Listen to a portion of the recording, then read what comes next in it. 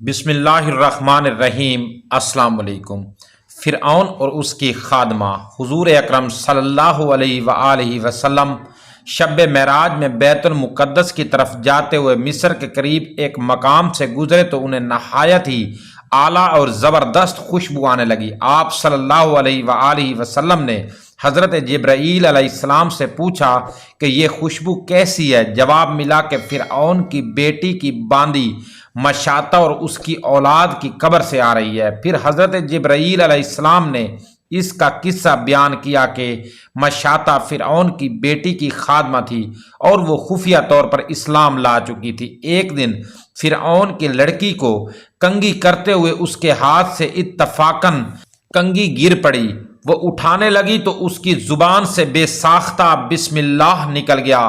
اس پر شہزادی نے کہا کہ تو نے آج عجیب کلمہ بولا، رب تو میرے باپ فرعون ہی ہے معاذ اللہ، تو پھر تم نے یہ کس کا نام لیا ہے؟ اس نے جواب دیا، فرعون رب نہیں بلکہ رب وہ اللہ ہے جو مجھے اور تجھے اور خود فرعون کو روزی دیتا ہے۔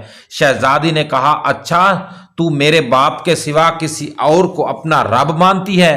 اس نے جواب دیا، ہاں میرا، تیرا اور تیرے باپ سب کا رب اللہ تعالیٰ ہی ہے۔ شہزادی نے اپنے باپ سے کلوایا، وہ سخت غضبناک ہوا اور اسی وقت اسے برسر دربار بلوا بھیجا اور کہا، کیا تو میرے سوا کسی اور کو اپنا رب مانتی ہے؟ اس نے کہا کہ میرا اور تیرا رب اللہ تعالیٰ ہی ہے جو بلندیوں اور بزرگی والا ہے۔ فرعون نے اسی وقت حکم دیا کہ تانبے کی جو تندوری بنی ہوئی ہے اس کو خوب تپایا جائے اور جب بالکل آگ جیسی ہو جائے تو اس کے بچوں کو ایک ایک کر کے اس میں ڈال دیا جائے، آخر میں خود اسے بھی اسی میں ڈال دیا جائے۔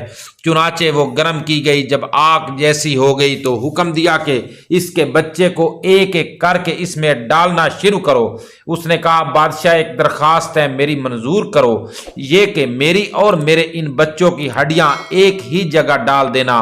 اس نے کہا، اچھا تیرے کچھ حقوق ہمارے ذمہ ہیں اس لیے یہ منظور ہے۔ اس کی دونوں بچیاں اس کی آنکھوں کے سامنے اس آگ میں ڈال دی گئیں اور وہ فوراً جل کر راکھ ہو گئیں۔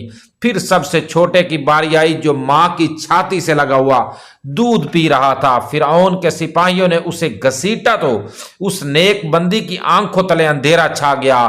اللہ تعالیٰ نے اس بچے کو اسی وقت زبان دے دی اور اس نے با آواز بلند کہا، اماں جان افسوس نہ کر، اماں جان ذرا بھی پس و پیش نہ کرو، حق پر جان دینا ہی سب سے بڑی نیکی ہے۔ چنانچہ انہیں صبر آ گیا، اس بچے کو بھی آگ میں ڈال دیا گیا اور آخر میں ان کی ماں کو بھی اسی آگ میں جلا کر مار دیا۔ یہ خوشبو کی مہکیں اس کے جنتی محل سے آ رہی ہیں۔ مسند احمد۔ سبحان اللہ۔